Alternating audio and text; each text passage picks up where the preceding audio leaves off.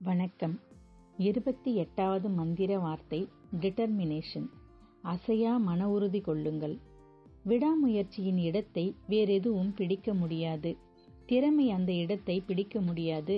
ஏனென்றால் திறமையிருந்தும் தோல்வி அடைந்தவர்களை நாம் நிறைய பார்த்திருக்கிறோம். மதிநுட்பம் அந்த இடத்தை பிடிக்க முடியாது. ஏனென்றால் பலரின் மதிநுட்பம் கண்டுகொள்ளப்படாமலேயே போயிருக்கிறது. கல்வி அந்த இடத்தை பிடிக்க முடியாது. ஏனென்றால் படித்தும் பாழானோர் பலருண்டு. விடாமுயற்சியும் மன உறுதியுமே எல்லா வல்லமையும் கொண்டது. இவ்வாறு கால்வின் கூலிட்ஜ் கூறுகிறார்.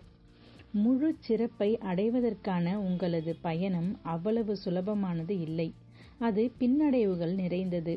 வெற்றியாளர்கள் அந்த பின்னடைவுகளை சமாளித்து ஒவ்வொரு முறையும் அதிக தீர்மானத்தோடு குறித்தெழுந்து முன்னேறுவர். பிரச்சனைகள் சமாளிக்க முடியாததாக தோன்றும் போது விலகிவிடுவதே சுலபமான வழியாக தோன்றுகிறது.